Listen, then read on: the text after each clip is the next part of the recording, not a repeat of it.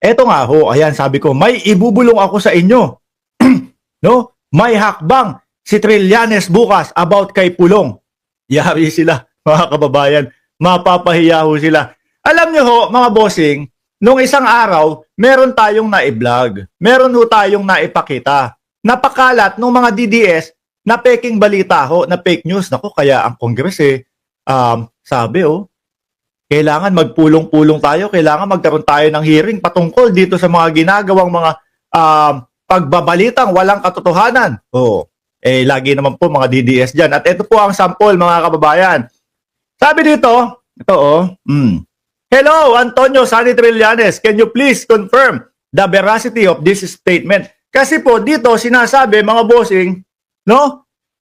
Ang dating senador daw po ay humihingi ng patawad. Ayan humihingi ng patawad kay Pulong at kay Manasseh Carpio na si Man Carpio na mister ng ating Vice Presidente. Ayan po, yung statement na wala pong katotohanan, mga kababayan.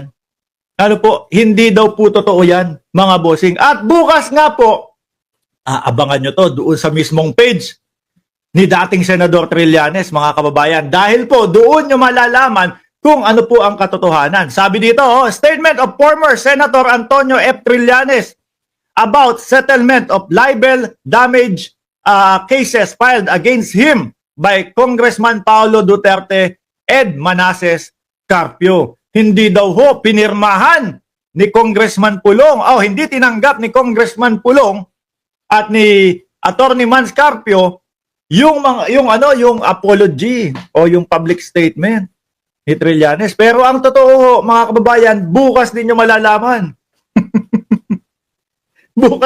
bukas unin nyo malalaman. Sige, bigyan ko kayo ng karampot o maliit, no? Sabi, fake news yung kinakalat ng DDS. Diba? Sabi dito, sila ang lumapit kay Trillanes, sila ang lumapit kay dating Senador Trillanes, tapos may gustong papirmahan, no? Na yung pinapapirmahan, mga bossing, asan ba yon? Yung isa. Na yung pinapapirmahan ay ito, yung paghingi ng sorry ni Trillanes. Si Trillanes po ang hindi pumayag. Dahil ang sinasabi, yung allegation ko sa kanila ay totoo. So meron pa dito sinabi, naku. No? Sabi, lumapit daw sa kanila yung mga attorney o yung mga lawyer. Lumapit daw po kay Trillanes o doon sa lawyer ni Trillanes, yung mga lawyer nila, kasi nga, pagod na daw po sila. Madami na daw abono. At, ewan ko kung sure to pero lalabas ata ito bukas Hindi daw po nababayaran yung mga lawyer. Kaya, ang ginawa ho nila, mga bossing, lumapit doon sa lawyer ni Trillanes. At sinasabi nga na, tapusin na natin to, humingi ka na lang ng sorry. Hindi ho pumayag yung senador, mga bossing, yung dating senador. Kaya, bukas sasagutin lahat yan, mga kababayan. Hindi ko pwedeng lahatin no? Kasi pag nilahat ko, wala na, hindi na kayo maka-excite doon sa babasahin yung ilalabas na sagot ni Trillanes. Kasi naman ho sila, mga kababayan, ang nakikita at napapansin kong estilo ho nila, mga bossing, yung tipo bang babaliktarin nila pag hindi nila nagusto, hindi nila gusto. O pag hindi nila nakuha yung gusto nila, babaliktarin kanila. Kagaya ho, mga bossing, nung ginawa ni Panelo, naalala nyo ho yun? Ang ginawa nila? Yung kampo nila, yung lawyer ni dating Pangulong Duterte, nagpadala sa Quadcom. Ang sabi wala kaming tiwala sa Quadcom, etc., etc. No? So kapag ganun ang na-receive mo, doon sa mga pinapa-attend mo o pinapadalo mo, syempre, iisipin mo noon? Hindi na ho sila a-attend. Hindi na ho sila pupunta. So dahil nga po sila, yung pangunahin na mga tao na dapat po nandoon sa hearing ng Quadcom, ang ginawa ng Quadcom, kinancel ho, mga kababayan, iniurong ng araw. Biglang sulpot si Panelo. No, biglang sulpot, a-attend daw sila. Kasi tapos bigla daw kinancel. So nang babaliktad ho, mga bossing, bukas, no? Malalaman nyo yan, Malalaman nyo kung paano bubutatain ho itong mga pakalat na mga peke na pagbabalita po ng mga DDS. Sabi ni Shiro Kansaki, legit ba yan? bukas. Abangan mo doon sa page ni dating Senador Trillanes. Makikita mo lahat doon. Sabi ni Ma'am Chris Rose, they are so fake. Ganyan na lang po ang kalakaran dyan. Dahil nga po wala na at wala nang naniniwalang sambayan ng Pilipino sa kanila, pekean na po ang labanan nila, mga kababayan. No? Kung ano-ano na lang pong puro paratang ang kanilang pinapakalat, mga bossing. Pero bago po dyan, no, dito muna tayo tumuloy.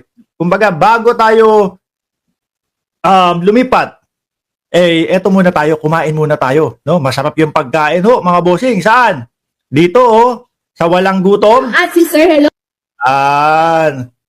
Ito po, mga kababayan. Ayan, sabi, Walang Gutom, kitchen, food preparation, and food tasting. Sabi ni Kaboom, Harry Roque, Banat Bay, Maharlika, at iba pa, dapat makasuhan na sila.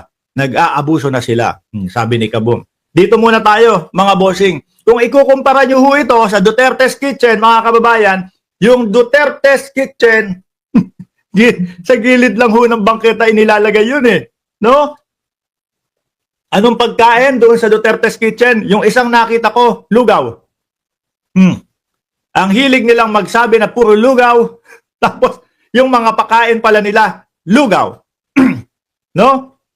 Kala ko naman yung walang magiging gutom nung panahon ng dating Pangulong Duterte. Yung pala, mairaos lang, basta masabi lang na merong Duterte's Kitchen, pakain tayo, lugaw. No? Isa pa din pong kilusan, no, yung mga palugaw-lugaw, nagpagawa pa si Senator Bongo nung bisikleta na may dalang lugaw. Ito po, makikita nyo ang kaibahan ng Duterte's Kitchen, mga kababayan, at yung Walang Gutom, no, na proyekto po ni First Lady Liza Marcos. Ayan pa lang, parang kumakain ka na sa Jollibee. Parang, hindi na Jollibee, parang kumakain ka sa food court. Maayos ho, mga kababayan. Sandali, kailangan ko siguro ipakita kung ano yung pagkakaiba ng Duterte's Kitchen, mga bossing. No? Wag na yung isa kasi may mga bata dun. Ito, tingnan nyo ho yan, ha? Versus dito ho, mga bossing.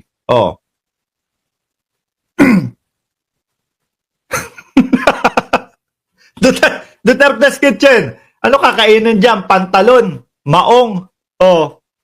Akalain nyo ho yun, mga boss. Yeah. Nako, tanggalin na natin yung mga atabs. Lugaw! Ano naman makukuha ang sustansya ho niyan, mga kababayan? Kung panay ho lugaw. Di ba? Kasi matipid ho yung lugaw. Kayayaan na lang yung pamigay nila. Samantalang ho dito, mga bossing, sa Walang Gutom, ayan. Maayos ho, may sariling may sariling kainan, may sariling lamesa, mai-enjoy mo yung pagkain mo. Unlike ho dito, pila-pila. Pila-pila lang ho, mga boss. Tuloy dito. Umaga po sa inyong lahat. Ngayong araw ay nandito tayo sa pinakakusina ng Walang Gutom Kitchen kung saan dito po inihahanda yung mga pagkain na ipapamahagi natin Ayan, talaga malinis, mga boss. sa mga kliyente natin dito sa Walang Gutom Kitchen. At ito na nga po, naghahanda na sila para sa lunchtime. Ito po sila. Sila. Uy, wow! Ang ayos at ang linis, ha? At may mga karne talaga. Sabi ni John Paul Orogo, boss, shoutout naman dyan, pang-alis pagod lang. Yan, sana naalis ko ang pagod mo. Ayan, mga bossing, merong laman. yung sa Duterte's Kitchen, lugaw, puro kanin pa yata. Ma'am at si Sir, hello po. Ayan, ngayon po kasama natin sila, ma'am. At si ma'am. Kumpleto ho, walang magiging reklamo kahit po, kumbaga kahit na pamigay, kahit na po, kumbaga para doon sa mga kababayan natin libre, no, na makakakain, kumpleto hairnet, kumpleto sombrero, may face mask, alam mo na hindi binaboy yung pagkain. Yung doon sa isa, hindi mo alam kung pantalon yung ibinebenta hindi mo alam kung saan linuto yung nila, lugaw nila Si Joanne. Ngayon, ano po ba yung hinahanda nyo ngayon? Ano pong pinaprepare nyong pagkain ngayon namin? Sa ngayon po, ang piniprepare po namin ay pang-adobo. Adobo. Wow. Ayun nga, kitang-kita po. Ayun, halata na hindi minabadali yung pagluto at halata na kompleto po ang rekado, mga kababayan. with matching nakamarinate na ho. Oh. Marinade ngayon. Oh. Eh kung pagkukumpara nyo pa lang ho dito, mga kababayan, para po doon sa mga nagugutom nating mga kapwa Pilipino, ang layo na ho ng pagkakaiba, mga bossing eh. Sabi ni Paul, lugaw, puro North Cubes pa. Siguro kaya dilaw na dilaw, ano? Oh. Kain ngayon, ilan po kaya yung makakatanggap o makakakain nito? Sa ngayon po, mga 200 po ang mga kliyente yung masiservisyohan namin sa ngayon. Yun, mga 200 daw po na kliyente yung mapapakain nila o yung maseservisyo nila. At take note kung pakikinggan nyo po kung ano yung tawag nila doon sa kanilang papamahagian ng pagkain, mga kliyente, no? Nakakataas ng pagkatao. Hindi yung, Stoy, halika ka dito, pumila ka dito, maglugaw ka. Hoy, nako. Wow. Ayun, thank you po sa inyo, sir. At ngayon naman, tingnan natin dito, mukhang marami-rami na rin silang natluto. Sir, ano po? Oh, hindi lang isang putahe, sabi ni Shiro Kansaki, saan kaya yan? Walang gutom kitchen. Gusto ko rin pumunta. Natakam ako dito sa niluto nilang tinola. Nakasalang dito ngayon. Ito po ay tinolang manok po, ma'am, kung saan sa mga walk-in po at mga beneficiaryo natin sa pag-abot at sa walang gutom kitchen ang makakakain po nito. Ayun. Wow. Ayun, Masustansya talaga yung hinahain nilang pagkain dito sa Tatakam ka no? walang gutong Yes kitchen. po, kasi more on gulay po sila yung mga donasyon ng iba't ibang mga kumpanya po. Wow. Ayan. Kaya doon sa kanila, lugaw, tapos kanin lang. Wala bang nagdodonasyon sa kanila ng mga ganito? Kasi mga kababayan, pagka alam nyo na yung isang proyekto ay totoo, yung isang proyekto ay may pagmamahal talaga, no? Totoong pagmamahal doon sa kapwa natin Pilipino, no? Pati ikaw maiengganyo na mag-donate nung mga sangkap Sabi ni Dalucia De Leon, may respeto po kasi si F.L. Lisa sa mga Pilipinong mahihirap man, kaya hinahainan ng malinis at makataong pagkain. Di po tinuturing na kaawa-awa ang mga tao. Correct, no? Doon kung pa-araw-araw, lugaw. Kaya yung mga DDS, malabnaw ho yung mga utak kakalugaw ho Yan. Ngayon naman, sir, okay lang po ba natikman natin yung niluto po natin para sa mga Sure, kliyente? At sigurado po akong garantisado at siguradong masarap at masasarapan lahat ng kliyente natin. Ay, Tignan nyo ho yung mga manggagawa, no? Masaya ho na nagtatrabaho. yan. Sige nga, tikman natin kung masarap. At hindi mukhang, mula sa puso nila talaga, no? Yung kanilang inihahain. Talaga. Ayan. Ngayon po, titikman natin yung niluto nilang tinola, chicken tinola na sobrang masustansya. Ang galing ni ating mag-vlog, Ang ganda din ni ate. Anyway, mga bossing, dumako ho tayo. Nako, ito, usapang budget na ho ito, mga kababayan, no? Kasi sila Ted Pailon, alam nyo naman mga bossing, Chief Amo Sir, no? Yan sinasabi ko. Ramdam na ramdam natin yung pagka-DDS nitong mga ito, mga boss. Ayan. Ramdam na ramdam natin yung pagka-DDS nitong sila Ted Pailon, mga kababayan. Kaya po, gulat na gulat po sila sa deficit budget po ng ating gobyerno ngayon. Dahil daw po ang deficit daw po ng budget natin, mga kababayan, is 1.2 or 1.3. Nandiyan sa dalawa na yan. No, gulat na gulat sila. Ibig sabihin po, doon sa mga hindi nakakaintindi, ano ba yung deficit, no? Doon sa mga kapapasok lang. Kumbaga, ang kinikita ng ating bayan ay kunyari 500,000. Kunyari lang itong bilang na to 500,000. Pero ang ginagastos po ng ating bayan ay 600,000. So, ibig sabihin, 100,000, no? 100,000 yung sobrang gastos natin, mga bossing, no? Mamaya, sige, pakinggan muna natin ito. At sa pinakahuling balita po ng Treasury Department natin, kunin mo yung business page dyan, sinasabi ko kanina. Ano ang sinasabi dito sa balita? Budget deficit reached 1.2 trillion pesos in first 11 months. Yan po ay mula nga January Yan daw po, 1.3, no? 1.3 trillion pesos in trillion pesos. 1.3 trillion pesos daw ho, yung budget deficit. Mga bossing, wala pa po, hindi pa po kumpleto yung approval, no? Hanggang ngayon po ay pinag-aaralan pa din po ng ating Pangulo. Okay? First 11 months. Yan po ay mula nga January to November 2024, mga kapatid. 1.2 trillion pesos budget deficit. 1.2 trillion budget deficit. Ano? Okay. Oh, wow. So, ang nangangahulugan mga kapatid, opo. Oo. Yun daw pong revenue collection natin, Yung kinikita natin. 4.1 trillion pesos. Ay, Yung pong 11th-month expenditure is 5.3 trillion.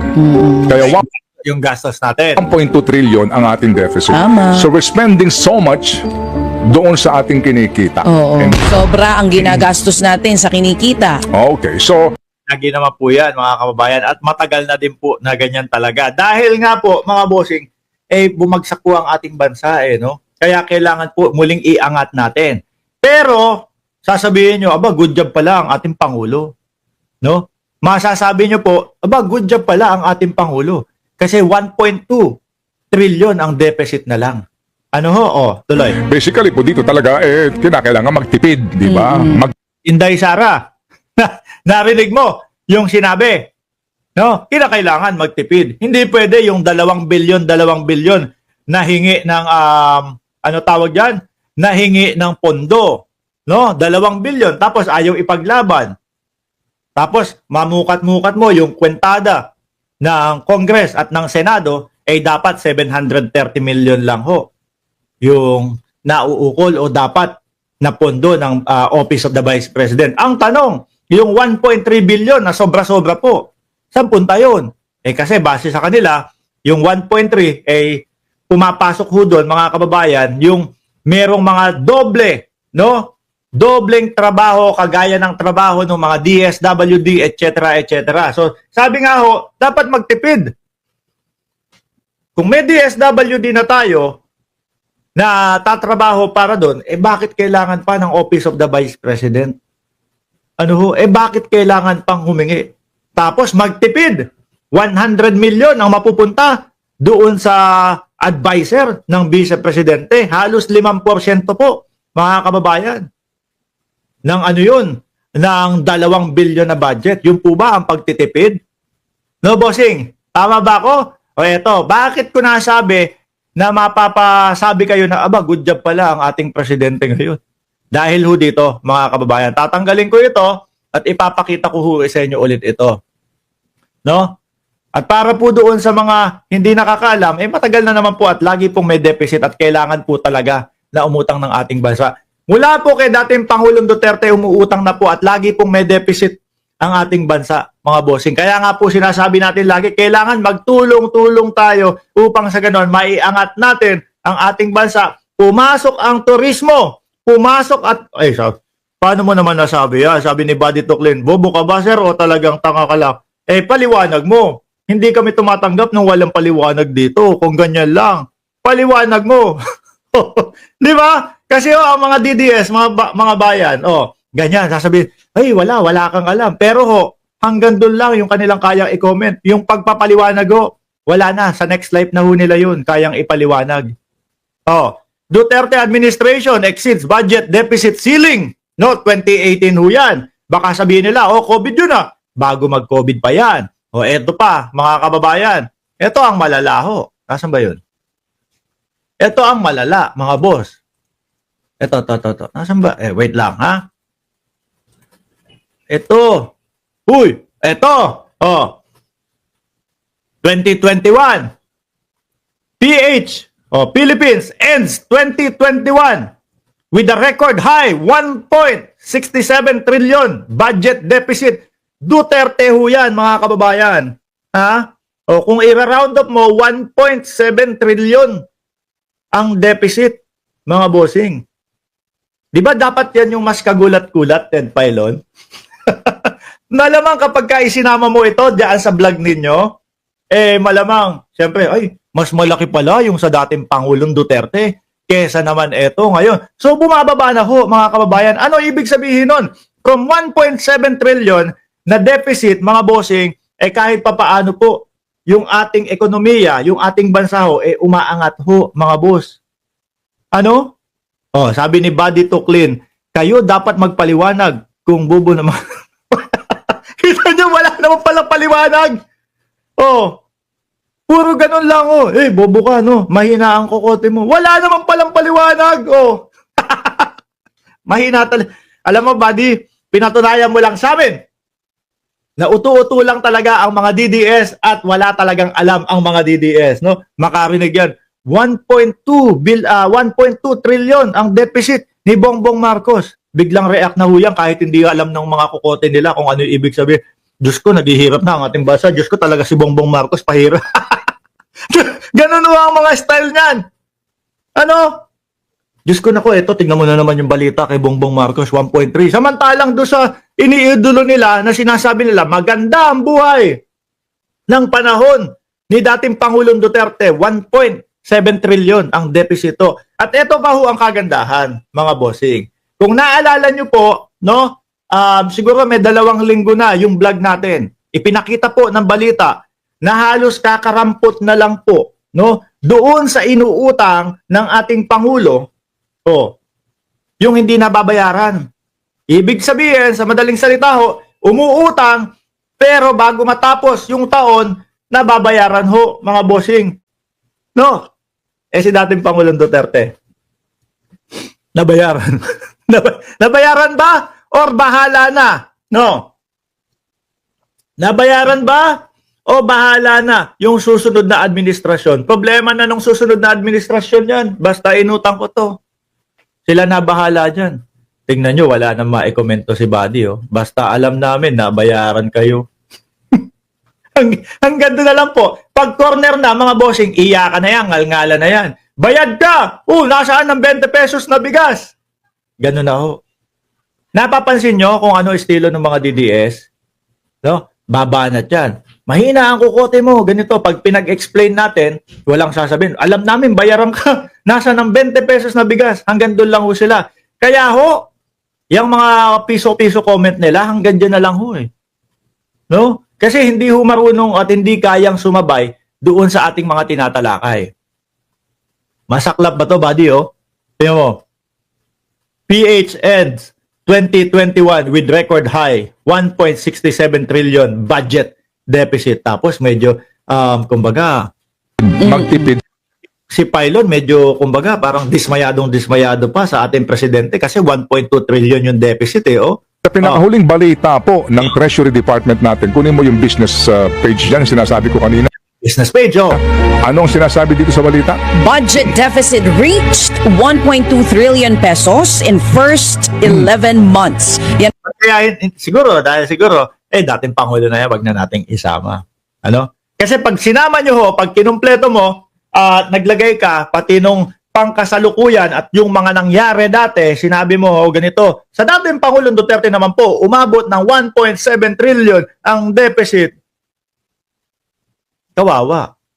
Mahahalata ho, mga bossing, na mas worse talaga ang panunungkulan ng dating Pangulo.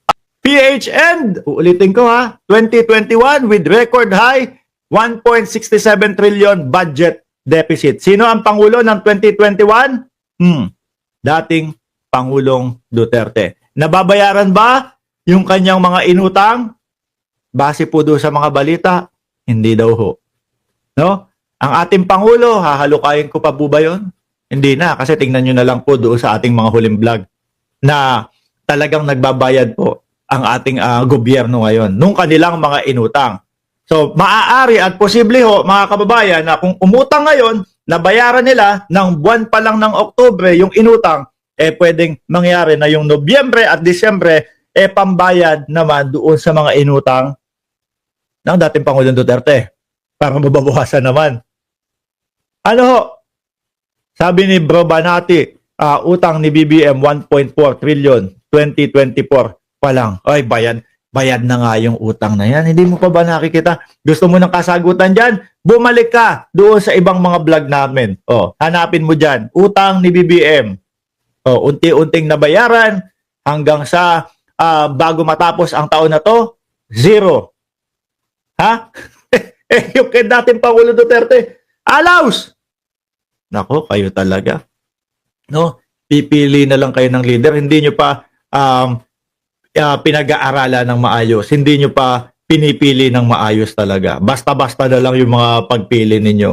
Oh, sabi dito, naku, may new sign-ups for your fitness center from Cayman Island government. Naku, ayan, ang dami. Nakagawa na naman ng pera.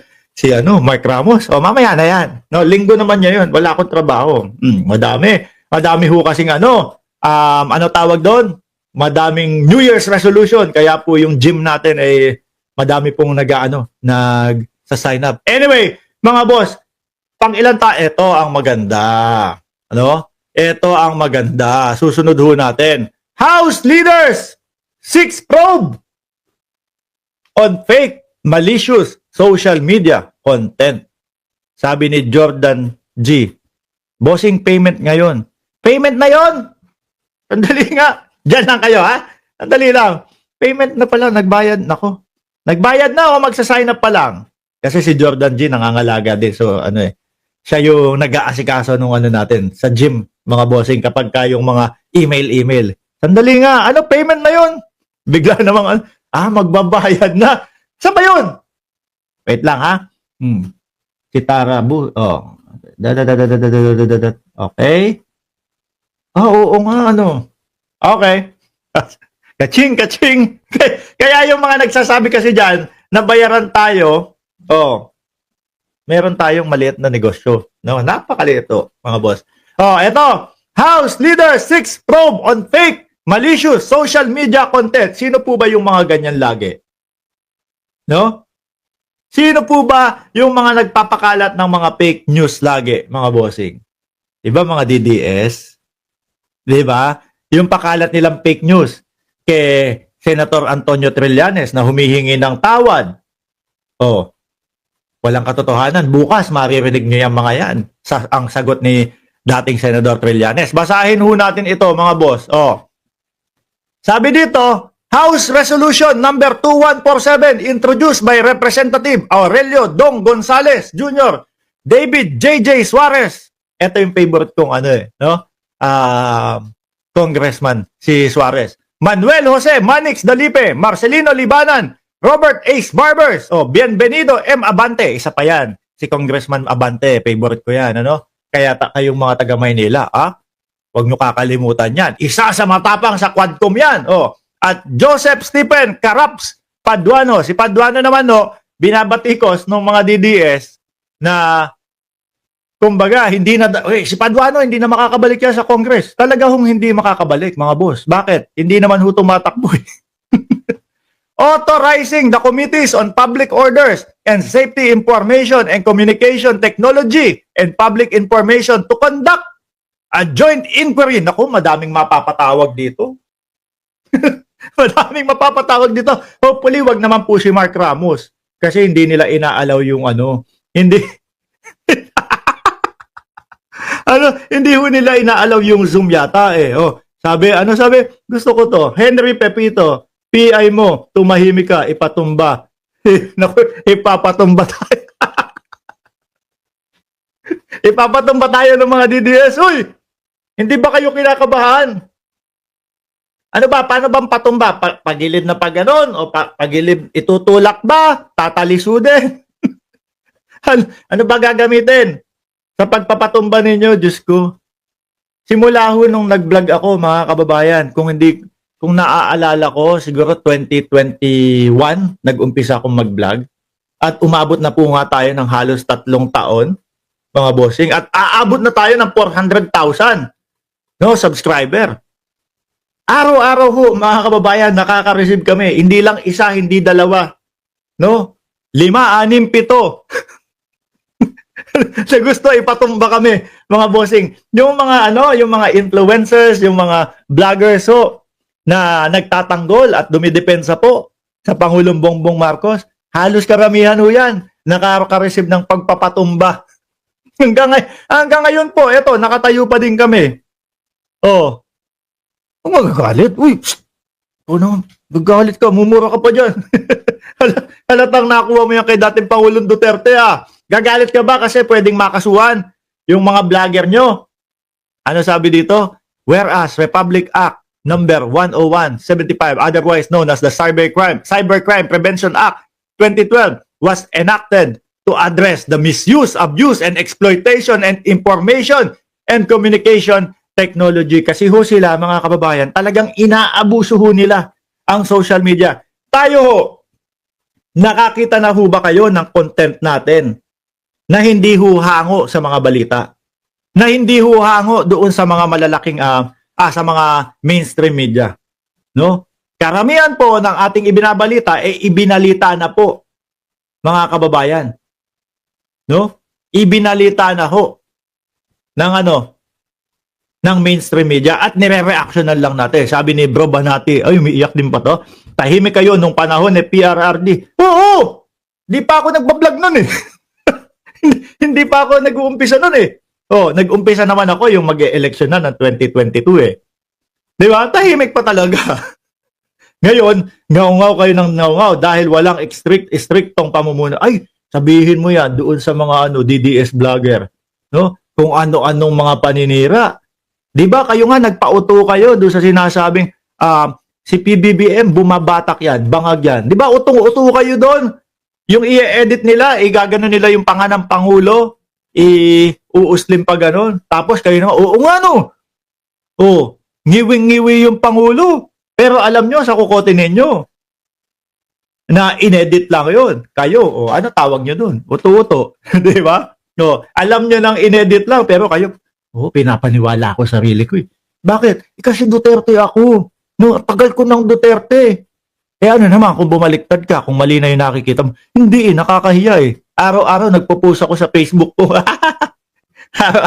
Araw-araw nagpo-post ako sa Facebook ko. Ano? Duterte.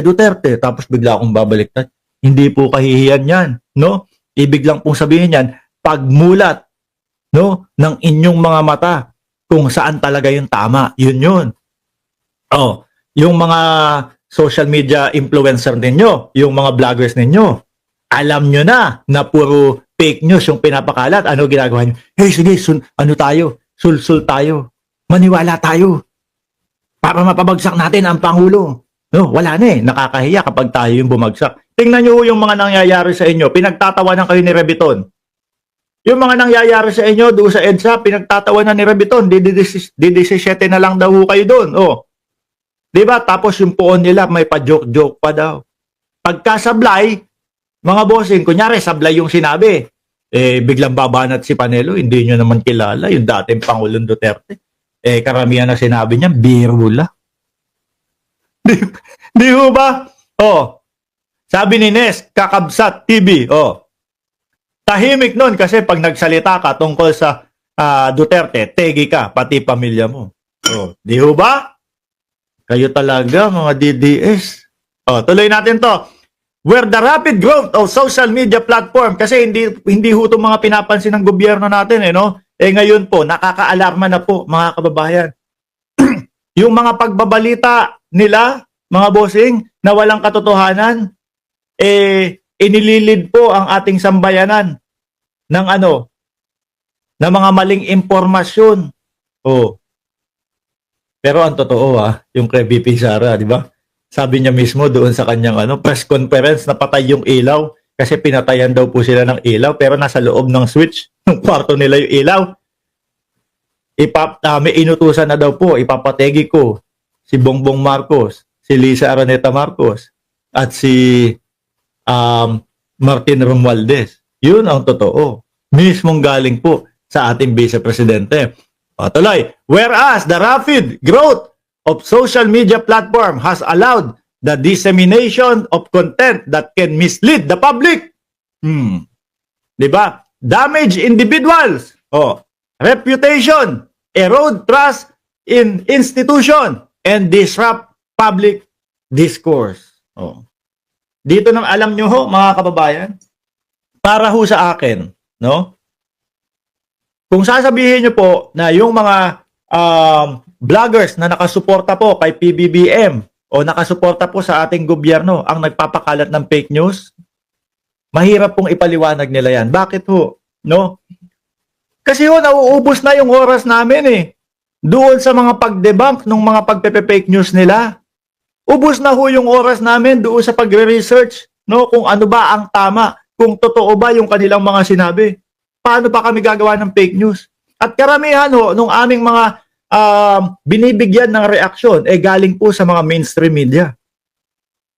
Kung maliman po yung balita na mareaksyonan namin, ibig sabihin po, galing po yun sa mainstream media. Ano? Sila yung nagkamali doon. Oh. Kaya po kami, ang mainstream media naman ho, mga bossing, napakadalang at napakaliit po ng porsyento na magkamali po sila doon sa kanilang mga ibinabalita. Di ba? Oh, kagaya ni Bro Banati, garapalan ng pagnanakaw, Marcos administration. Tanungin mo, asan ang ebidensya? Nga. Walang masasagot. Hanapan mo ng papeles. Nga. Walang maipapakita. Sabihin mong tumestigo. Nga. Pang comment section lang. Ganyan ho ang estilo ng mga DDS. Sabi ni Rebiton, yung mga fake news vloggers naniniwala pa sa fake news. Correct ko. No? Basta para sa Duterte. O kahit na hindi totoo yan, sige, ibalita natin. Kagaya na lang ho nung bangag-bangag nila. Matatapos na ho yung taon, walang napatunayan. No? Nagmukha ho silang mga engot. Anyway, mga kababayan, magpapaalam na ako. Maraming salamat at God bless po sa ating